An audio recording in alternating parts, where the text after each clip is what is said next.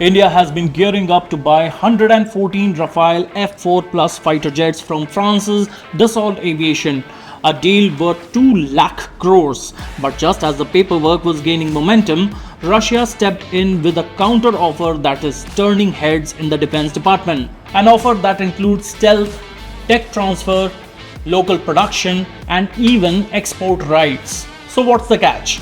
Should India pivot from the Rafale to Russia's Su-57E? Let's break it down. India already operates 36 Rafale F4 jets inducted into the Air Force between 2020 and 2022. In April 2025, it signed a deal for 26 Rafale Marine variants for the Navy.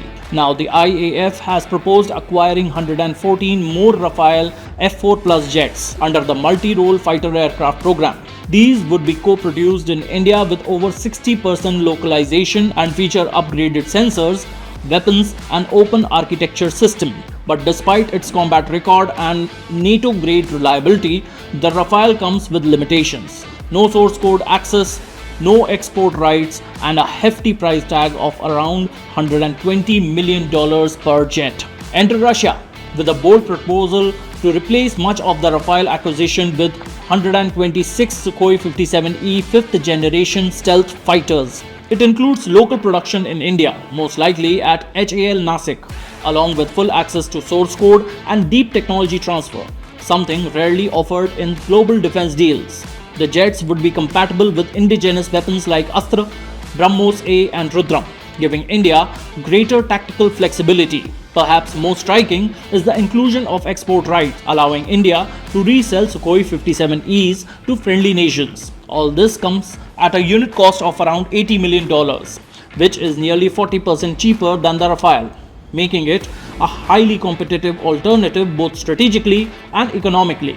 Russian officials are positioning the Su-57E as a superior alternative, highlighting its internal weapons bay, super maneuverability, and stealth-first design.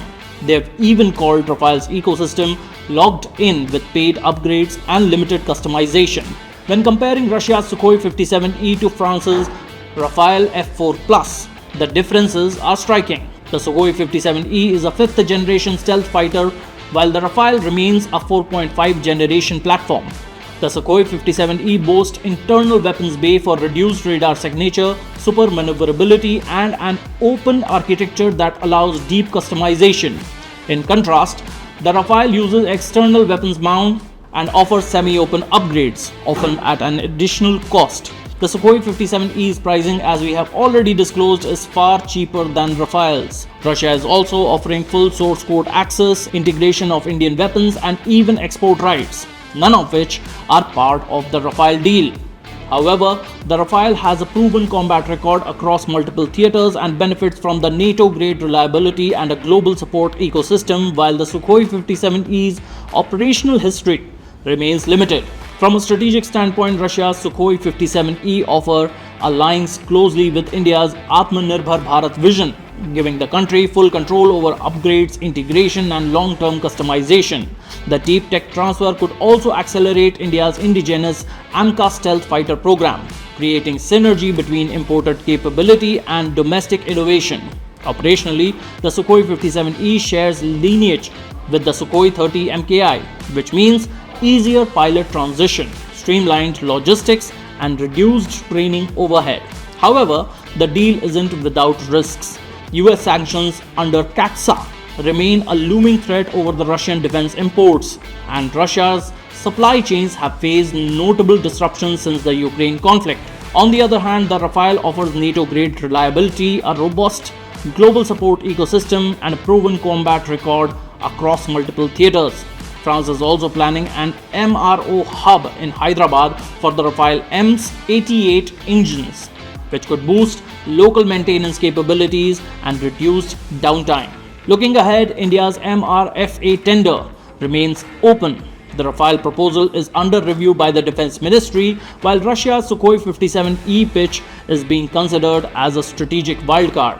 The final decision will likely hinge on three key factors: strategic autonomy versus alliance interoperability, cost effectiveness versus combat maturity, and long-term tech leverage versus short-term reliability. Ultimately, India's choice isn't just about selecting a fighter jet, it's about defining its defense doctrine for the next 3 decades. So, what is your take? Should India embrace stealth with the Su-57E or battle tested Rafale? Let us know in the comments. And don't forget to subscribe for more deep dives into global defense strategy.